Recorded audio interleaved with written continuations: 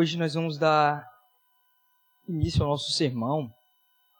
Acho que já foi até iniciado com um louvor e com a oração da nossa irmã Brenda. O nosso sermão de hoje se encontra no livro de Êxodo, capítulo 19, e também capítulo 20.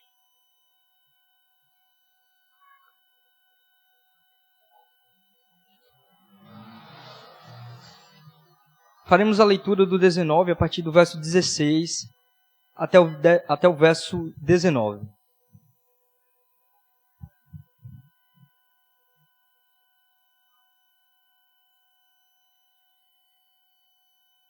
Verso 16.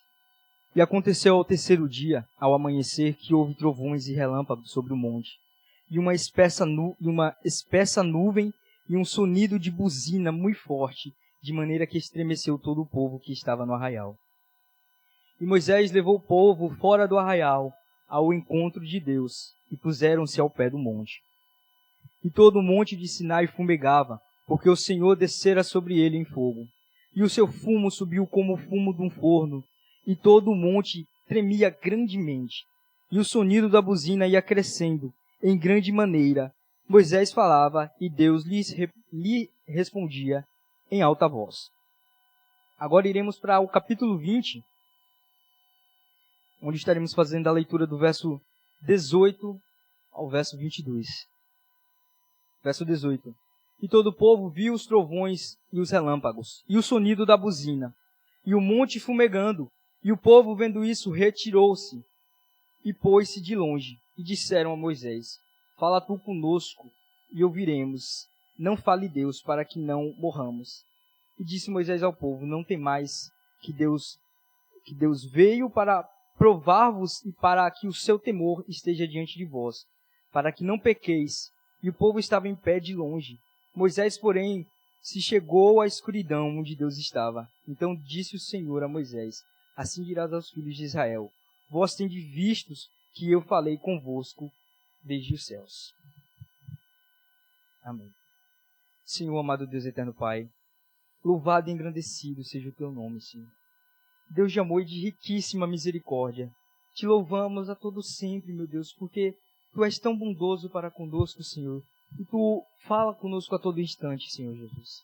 Te agradecemos porque hoje, mais uma vez, acreditamos que o Senhor não apenas falará, mas gritará ao nosso coração aquilo que o Senhor deseja falar, Senhor. Porque, Senhor, eu acredito fortemente que a tua palavra, Senhor, o Senhor não somente fala, mas o Senhor grita, de forma que é impossível não ouvir a ti, Senhor. A menos que o Senhor não queira falar, a menos que o Senhor não queira se revelar, meu Deus. Então te pedimos que o Senhor se revele essa noite, que o Senhor abra os nossos corações, abra os nossos ouvidos, abra o nosso entendimento, Senhor. Que o Senhor grite fortemente a nós, nos permitindo entender, Senhor, a tua mensagem, entender a tua palavra, entender o teu propósito, Senhor, esta noite, Jesus. Essa é a oração que fazemos a ti, Senhor, te pedindo que conduzas esse sermão do início ao fim, te pedindo que o Senhor cresça e que eu diminua, para a glória do teu nome, Jesus. Amém e amém. Esses dois capítulos, e principalmente esses versos, são versos bastante conhecidos dos irmãos. Ele trata do momento em que o povo fala com Deus, onde Deus desce ali ao monte e resolve falar diretamente com o seu povo, e fala sobre a recusa do povo, a renúncia, a relutância do povo em falar com Deus, pelo medo. Quando Deus se revelou àquele povo, ele levou um pouco da sua glória. E fez isso com o intuito de que aquele povo tivesse uma experiência mais real, mais verdadeira com Deus. Não que já não tivessem tido, mas que agora eles vissem e ouvissem diretamente a voz do seu Deus, a ponto de que não houvesse mais dúvida em seu coração a respeito de se Deus realmente existia ou se era tudo conversa de Moisés. Se era ou não o Deus verdadeiro a quem ele servia. Se esse Deus era poderoso e forte, se era mais forte e mais poderoso do que os outros deuses. Então Deus aparece àquele povo, Deus desce no monte, revelando a sua glória, revelando a sua força, revelando o seu poder. E falando diretamente ao povo, de forma que ele falava não era em baixa voz. Ele falava e a terra estremecia, o monte estremecia e o povo tinha medo, porque a voz do Senhor ecoava e fazia tudo estremecer. Trovões saíam, buzinas saíam, algo que eles não conseguiam explicar. Então Deus revela para aquele povo que, sinceramente, eu acho que não tinha necessidade de Deus fazer isso. Se formos olhar a história da libertação do povo, vamos ver que desde o início, Deus já vinha se revelando ao povo, já vinha apresentando milagres e maravilhas, Deus já vinha mostrando ao povo todo o seu poder, tudo aquilo que ele podia fazer. E apesar de toda a experiência que esse povo teve, Deus ainda havia incredulidade no coração dele. Apesar de Deus haver libertado da servidão do Egito, apesar de terem visto pragas, de terem visto a abertura do Mar Vermelho, de ter caminhado por ele, apesar de terem visto a coluna de nuvens que os acompanhavam durante o dia e a coluna de fogo que os guiava durante a noite, apesar de terem visto as águas que eram amargas e ficaram doces para que pudessem beber, através de terem visto a providência de Deus com o maná que caía do céu, que era um alimento que Deus mandava todos os dias sem falta, apesar de terem presenciado o suprimento do Senhor até nas coisas que eram desejos do seu coração, pois quando pediram carne, simplesmente para degustar o gosto, o sabor de uma carne, pois estavam cansados de comer o maná, Deus foi bondoso para com aquele povo e enviou codornizes. Então, apesar de toda essa experiência, de tudo aquilo que eles viram, que eles sentiram, que eles provaram, que eles presenciaram pessoalmente, no seu coração ainda havia incredulidade. No seu coração ainda não estava totalmente voltado o seu amor a Deus. O amor ao Senhor não era o centro do coração daquele povo. Ainda existiam desejos, ainda existiam ídolos, ainda existiam vontades, ainda existiam uma certa relutância em servir e em obedecer a Deus. Eles experimentaram milagres de primeira mão, mas ainda assim, Deus desceu ao monte e falou diretamente com o povo, pois a incredulidade era grande. E ele fez isso para que aquele povo soubesse e reconhecesse que esse Deus que falava a ele agora abertamente, que esse Deus que revelou o mínimo da sua glória para eles, era tão poderoso, era maior do que os deuses da terra onde eles estavam servindo. E Deus fez isso para mostrar que Deus era maior do que os deuses das terras as quais eles iriam possuir. Deus estava fazendo isso para que esse povo reconhecesse, para que esse povo entendesse e tivesse um relacionamento com Deus. E o povo, ele fica com medo do Senhor. Ele fica com medo de que fossem mortos. E esse medo é um medo que muitos acham que pode ser confundido com um temor. Porém, não é um temor verdadeiro. Um exemplo de temor claro que nós podemos ter e que eu gostaria de trazer hoje aos irmãos é um exemplo que se encontra, é bem conhecido, eu até já trouxe aqui, e particularmente eu gosto bastante dessa passagem, que se encontra no livro de Isaías, capítulo 6.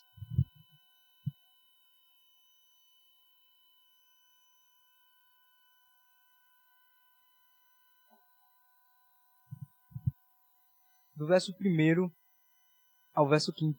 Isaías 6, do 1 ao 5. Diz o seguinte: No ano em que morreu o rei Uzias, eu vi ao Senhor assentado sobre um alto e sublime trono. E o seu séquito enchia o templo. Os serafins estavam acima dele, cada um tinha 6 asas. Com 2 cobriam seus rostos, e com 2 cobriam seus pés.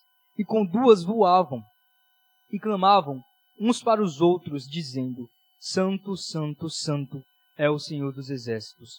Toda a terra está cheia da sua glória.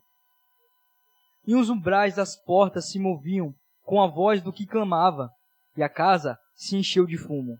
Então disse eu: Ai de mim, que vou perecendo, porque eu sou um homem de lábios impuros, e habito no meio de um povo de impuros lábios, e os meus olhos viram o Rei, o Senhor dos exércitos. esse é um exemplo claro de não medo, e sim temor. Pois diante da presença do Senhor, diante da glória, Isaías não ficou com medo de que morresse. Não ficou com medo de que não pudessem voltar à sua vida. Muito pelo contrário. O que atingiu a sua mente e o seu coração foi um temor, porque ele reconheceu que ele era impuro. Ele reconheceu que ele não era digno de estar naquele ambiente. Ele reconheceu que estava tendo algo maravilhoso demais para que sequer seus olhos pudessem contemplar, ou para que sequer seu cérebro pudesse compreender tamanha visão que ele estava tendo, tamanha presença do Senhor que estava sendo revelada a ele. Diferente do povo que ficou com medo de morrer, ficou com medo dos desastres físicos e naturais, ficou com medo do terremoto, dos raios, de que alguma pedra pudesse cair sobre eles e morresse. Isaías não temeu que a presença do Senhor o fizessem incapaz de voltar a seu cotidiano. Ele temeu porque o seu coração reconheceu que ele era impuro diante de um Deus puro, que ele era impuro diante de um Deus santo. E isso atingiu seu coração. Ele não teve medo da possibilidade de perder a vida. Ele simplesmente reconheceu que estava vendo algo maravilhoso e que não era digno de estar naquele ambiente. Ele reconheceu a si mesmo como miserável e pecador, como impuro, e que habitava no meio de um povo impuro. Enquanto o povo temia raios, trovões e os tremores da terra, enquanto eles temiam um conjunto de evento natural, só que sobrenatural, por quê? Porque Deus se mostrou, desceu àquele povo, e o povo só via coisas naturais, terremotos, ventos fortes, trovões, raios, coisas que nós vemos hoje em dia, porém numa intensidade maior, em uma frequência maior. E ele teve medo daquela visão natural que eles estavam vendo, porém sobrenatural, já que foi causada por Deus e estava em grande proporção. E por outro lado, nós vemos Isaías, que estava diante de uma visão totalmente sobrenatural. Ele viu o Senhor. Ele relata, vi o Senhor. Viu a glória do Senhor. Viu ele viu os... Para eu não errar, para eu não falar aqui, ele viu os serafins. Eu ia falar querubins, mas ele viu os serafins. E ele viu aquilo, algo totalmente sobrenatural. Algo que os seus olhos não podiam ver, não podiam entender.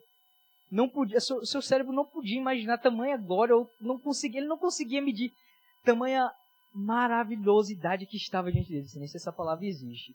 Mas ele não conseguia entender tamanha riqueza de visão que ele estava tendo.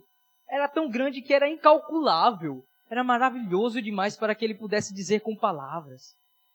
Diante dessa visão sobrenatural, ele não temeu que não pudesse voltar a trabalhar, voltar à sua família. Ele não temeu que pudesse perder todos os seus anos de vida.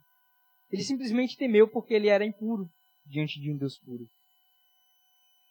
Ele não temeu os anjos, ele não temeu o fumo, ele não temia os umbrais que se moviam de um canto para o outro.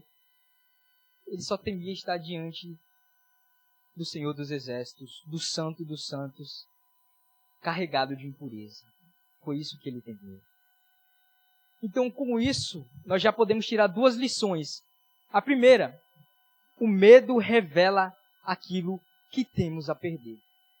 E a segunda lição é, o temor revela que nós já estamos perdidos. Ele revela que sem Cristo Jesus, sem Deus, já estamos perdidos.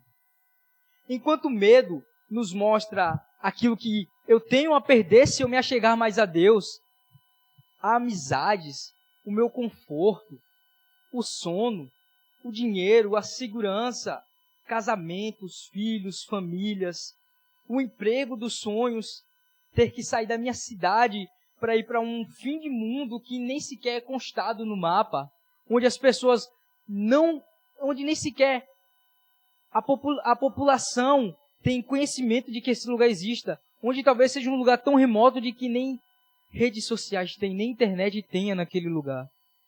O medo de ir para ambientes assim, isolados. O medo nos revela isso, ele faz com que pensemos, Senhor, não posso ficar mais tempo na tua presença, porque amanhã eu preciso trabalhar. Senhor, o que o Senhor está me pedindo é grande demais. Como eu posso deixar o meu lar, a minha família, para ir para o outro lado do mundo anunciar a Ti? Como eu posso deixar a minha esposa, os meus filhos aqui, negar tudo, sair debaixo da proteção dos meus pais, sair de um ambiente onde eu tenho o conforto de familiares, onde eu tenho a proximidade, onde eu tenho pessoas que estenderão a mão quando eu precisar, onde me oferecerão ajuda a todo instante, onde eu tenho o apoio da minha igreja, da minha comunidade, onde eu tenho um salário altíssimo e que sustenta o meu custo de vida, que mantém e ainda sobra, que me permite ajudar na tua obra. Como eu posso fazer isso? Não pode ser o Senhor que está me pedindo isso. O Senhor jamais me pediria para abrir mão de algo que eu estou recebendo, de um salário que eu estou recebendo altíssimo, que me permite ajudar, incentivar a tua obra, investir em missões, investir em recursos na tua casa, investir no teu templo, onde eu posso comprar o melhor para oferecer a ti. O Senhor jamais me pediria para abrir mão disso, de ajudar a minha comunidade, a minha igreja, para ir para um lugar isolado, um lugar remoto, onde eu irei depender de ofertas, onde eu irei depender de orações, onde eu sequer sei se terei um lugar para dormir, onde eu sei que não terei uma comunidade cristã para me apoiar, onde eu terei dificuldades para fundar uma comunidade, para espalhar o teu evangelho, onde talvez eu seja perseguido e morto. É isso que o medo nos revela. O medo de nos achegar ao Senhor sempre vai nos revelar aquilo que nós teremos a perder, aquilo que custa se achegar mais a Deus. E é isso que aquele povo estava vendo quando o Senhor desceu sobre o monte. Eles viram isso, eles viram que podiam perder suas vidas, eles viram que não poderiam chegar à terra prometida, não veriam o cumprimento das suas promessas, das promessas que Deus havia feito a eles. Eles viram o medo de suas vidas, de perder suas vidas, passando diante dos seus olhos. Então eles se recusaram a se achegar a Deus. Eles preferiram que Deus falasse somente com Moisés, porque se Deus falasse com ele, causaria desconforto imenso. Se Deus falasse diretamente com eles, eles poderiam perder tudo aquilo que eles haviam trabalhado e conquistado. Toda a sua vida talvez teria sido em vão, porque trabalharam, foram libertos da terra de onde sofreram durante tanto tempo. E agora que estão livres, vão morrer porque o Senhor falou com eles. O mesmo Deus que o libertou agora estava querendo matar eles. Era isso que esse povo via. Era essa a visão que eles tinham. Então eles falam: Moisés, vai tu, fala tu com Deus. E depois tu fala pra gente o que ele falar pra tu. E o povo tem medo de se relacionar com o Senhor. Eles tiveram medo de perder suas casas, suas famílias, suas esposas. Mesmo que bastasse ficar nos limites que o Senhor havia imposto. Mesmo que Deus já tivesse falado: não, basta você chegar aqui. Aqui você não morre. Aqui você está seguro. Aqui nada vai lhe atingir. Mas continua diante de mim, continua ouvindo a minha voz. Só não ultrapassa esse limite. O povo retrocedeu o limite que o Senhor havia estabelecido. Ele não confiou na palavra que o Senhor havia dado, de que aquele ambiente era seguro, de que ouvir a sua voz naquele ambiente não iria roubar as suas vidas. Eles não confiaram na palavra do Senhor e preferiram recuar. Não sei, a Bíblia não descreve quantos metros eles retrocederam, mas provavelmente foi o suficiente para talvez não ouvir a voz de Deus. O suficiente para que o monte não apresentasse mais medo. E a gente vai ver que quando Deus fala, quando Deus desce, a presença dele treme todo o arraial. E o povo sai do arraial e se achega até onde Deus havia estabelecido o limite. Então o povo retorna, provavelmente ao lugar seguro, que seria o seu arraial, que eu não sei nem se para ele seria seguro, já que o arraial também estremeceu com a presença do Senhor. Ou seja, talvez eles retrocederam ainda mais do que isso, por medo, porque ainda ali havia tremor. Ainda ali, a presença do Senhor conseguia alcançar. Então talvez eles retrocederam o suficiente para que não fossem afetados pela presença do Senhor. Então eles disseram a Moisés, lá em Êxodo 20, 19, parte B, fala tu conosco e ouviremos, e não fale Deus conosco. Basicamente o que aquele povo estava dizendo é, vai lá Moisés, fala tu ao Senhor, fala tu com Deus e depois tu traz para nós aquilo que ele falou ao teu coração. Vai lá, compra um livro de estudos, estuda, perde noites meditando na palavra, buscando conhecimentos, investindo o teu recurso, investindo o teu dinheiro em cursos para se aperfeiçoar, para conhecer ainda mais esse Deus, para ouvir ainda mais aquilo, para ouvir com mais clareza aquilo que Ele quer te falar. Vai lá, Moisés, passa dias em oração, passa dias em jejum, faz um jejum de 3 dias total, sem contato com tua mulher, sem contato com as redes sociais, sem contato com qualquer internet, simplesmente no teu quarto, sem sequer sair para tomar uma água. No teu quarto, trancado, de joelhos em oração, lendo e louvando a Deus. Vai lá e faz isso. Vai tu, Moisés. Medita na palavra, jejua, ora, busca um entendimento, busca uma revelação. E depois que tu tiver feito tudo isso, tu vem e fala conosco. Depois que se passarem 6 dias, no domingo, nos 30 minutos de culto, nos 30 minutos de sermão, melhor dizendo, que tu tiver a oportunidade de ministrar a palavra, aí sim, você vem e fala aquilo que o Senhor falou ao teu coração. Porém, nós não podemos fazer isso. Porque se eu tirar o dinheiro do meu bolso para investir em um curso que irá me apresentar métodos para conhecer a Deus, eu vou estar tirando da minha família e os meus filhos irão perecer. Eu irei estar tirando do meu conforto e não poderei fazer aquela viagem que há muito eu tenho planejado. Eu vou estar tirando o dinheiro de um recurso que está sendo usado, que está sendo guardado para uma possível aposentadoria, para a compra de um carro, que eu irei usar para levar os irmãos para a igreja, para dar carona, que eu irei usar para transportar itens de uma igreja para um bairro para fazer evangelismo.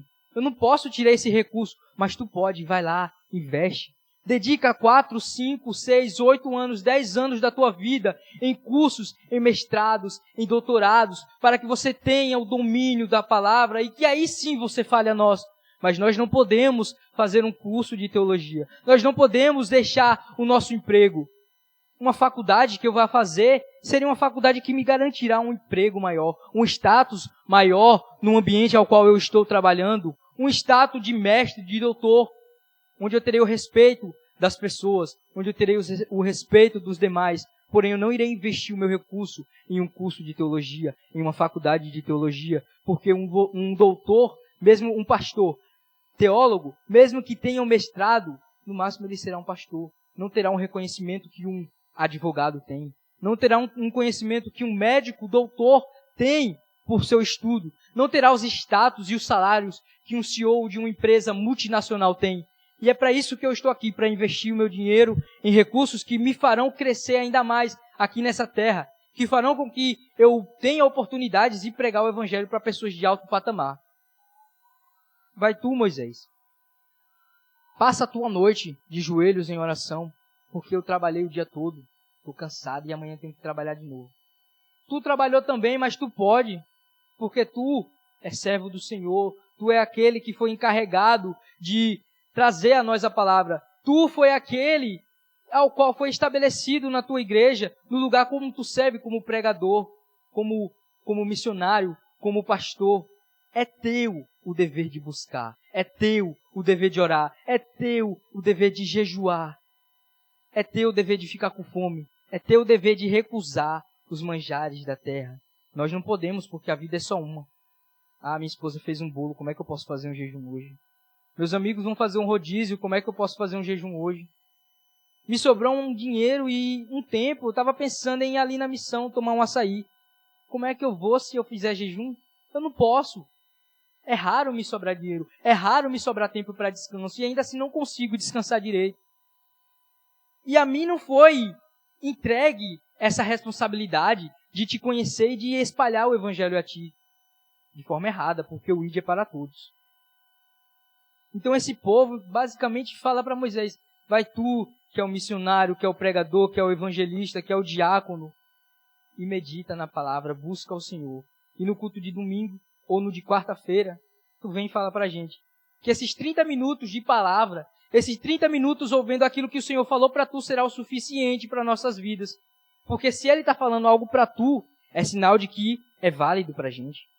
Ele não precisa falar algo específico para nós. E se Ele quiser falar algo específico para nós, ainda assim Ele irá te usar. Porque é você quem está buscando. Não a nós. Nós não iremos. Vai você, Moisés. Vai você que fala ao Senhor. Que Deus tenha misericórdia desse povo. Que Deus tenha misericórdia de nós quando pensamos dessa forma. Quando pensamos que aquilo que temos a perder é maior do que estar diante da presença do Senhor. Quando o medo de se achegar a Ele nos assola, vem e bate na porta fortemente. Que Deus tenha misericórdia de nós. Que Ele nos perdoe. Que Ele tenha a máxima misericórdia de seres indignos de estar diante de sua presença e que ainda assim recusa estar na sua presença. Porque o povo ouviu a voz do Senhor, pessoalmente. Ouviu de forma audível aquilo que o Senhor queria falar a eles. E eles recusaram por medo. Que o Senhor tenha misericórdia de nós. Às vezes que nos ajoelhamos para orar e dizemos, Senhor, eu só tenho 30 minutos para falar contigo. Se eu passar disso, eu vou perder meu sono. Senhor, eu já estudei para a faculdade, já são 2, 3 horas da manhã. Já estudei para fazer um curso, para prestar um concurso de uma vaga dos sonhos, já são 2, 3 horas da manhã. Eu preciso dormir porque amanhã eu trabalho. Então eu só vou orar 5 minutos. E aí você gasta 30 minutos orando, mas gastou 4, 5, 6 horas estudando. E no outro dia você diz, eu não vou estudar, mas não gasta 3, 4, 5, 6 horas orando e buscando ao Senhor. Deus tem misericórdia de quando nós medimos, colocamos na balança, estar na presença dEle com a nossa vida terrena. Porque é isso que o medo nos mostra, aquilo que nós temos a perder. Diferente do temor. O temor nos mostra que nós já estamos perdidos e mesmo que nós gastemos essa vida, mesmo que nós gastássemos a nossa vida inteira de joelhos, orando e buscando a face do Senhor, ainda não seria o suficiente para estar um segundo sequer diante da sua presença. Que mesmo que nós ganhássemos o mundo inteiro e oferecêssemos isso a Ele, oferecêssemos toda a nossa riqueza a Ele, não seria o suficiente para estar 1/1000 sequer, para ter um mero vislumbre do que seria a glória do Senhor. É isso que o temor nos mostra. Então devemos buscar não o medo, mas o temor. Devemos buscar que o Senhor nos constranja constantemente para buscarmos a sua face, para meditarmos na sua palavra. Eu acredito que é isso que o Espírito Santo nos convida hoje. A não dissermos mais, Moisés, vai lá e fala com Deus. Mas colocar os nossos joelhos em oração e dizer, Senhor, me tira o medo. Me tira esse medo que me faz dizer, vai lá, Moisés, fala em meu lugar.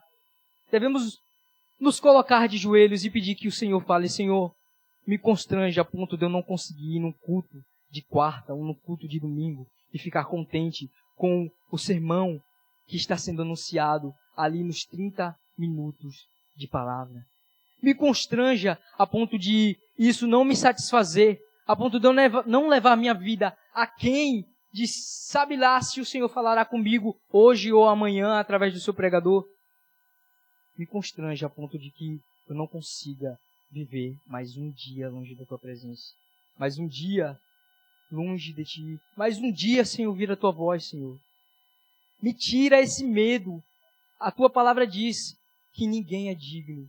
A tua palavra diz lá em Salmos, quem subirá ao monte santo do Senhor, onde habita a tua presença? Aquele de mãos limpas e coração puro. Porém nós temos as nossas mãos sujas, temos o nosso coração, um coração impuro, e habitamos no meio de um povo de corações impuros, de desejos impuros, de lábios impuros, de mãos impuras. Então não somos dignos de subir o monte.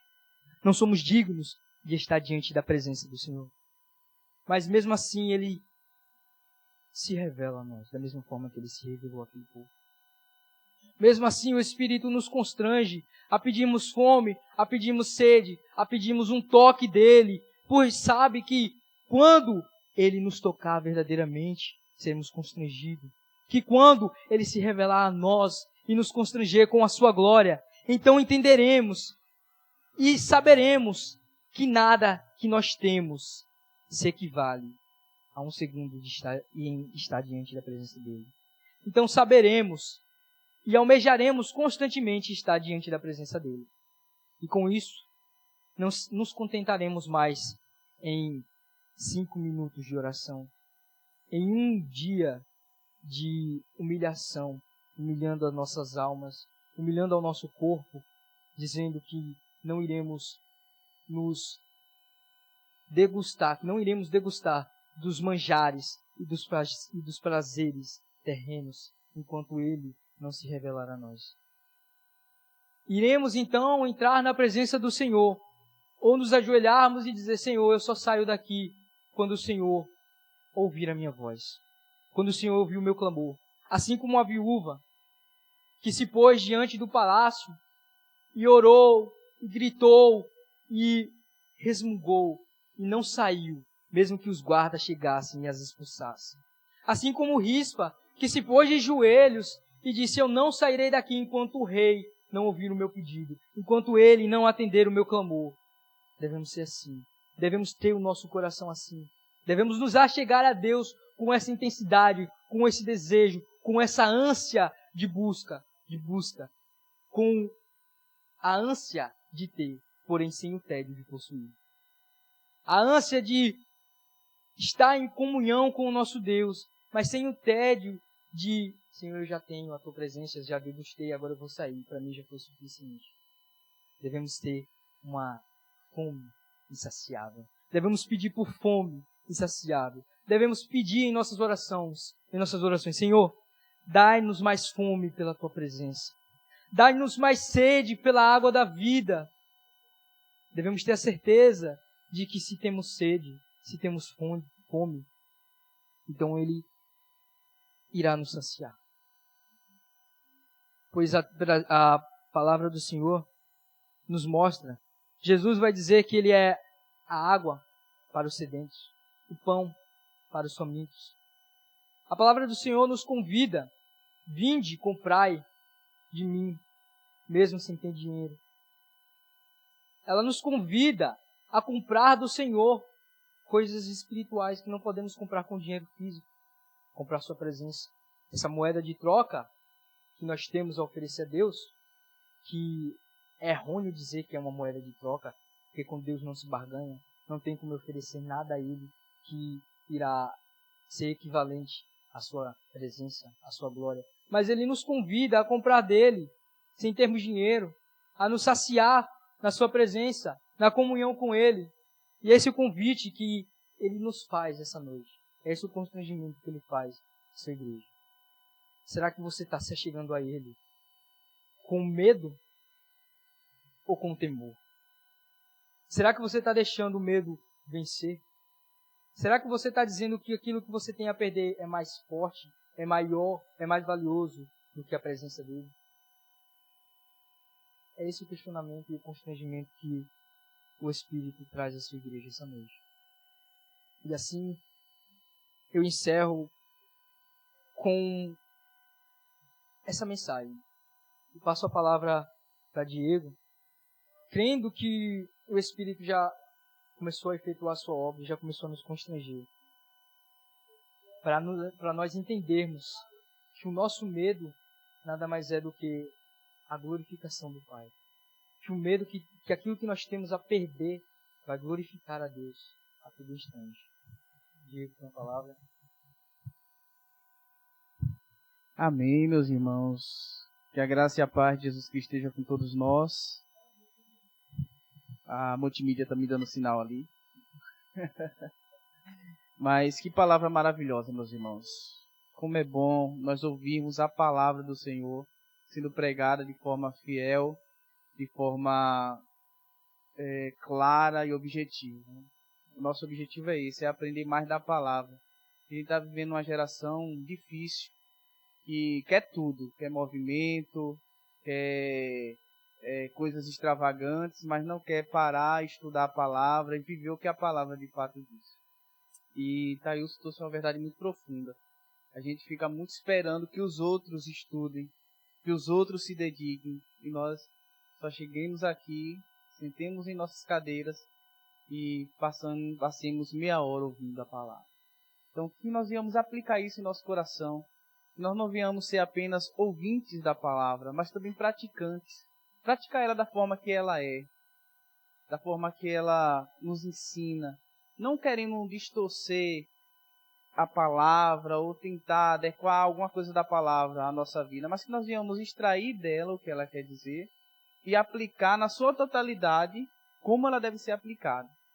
Amém, meus irmãos? Que Deus abençoe a vida de Thaílson. Deus tem usado ele poderosamente na palavra. Eu tenho sido muito edificado. É tão bom a gente sentar, ouvir a palavra e ser fortalecido pela palavra, meus irmãos. Isso é maravilhoso demais. Então que Deus abençoe Thaílson.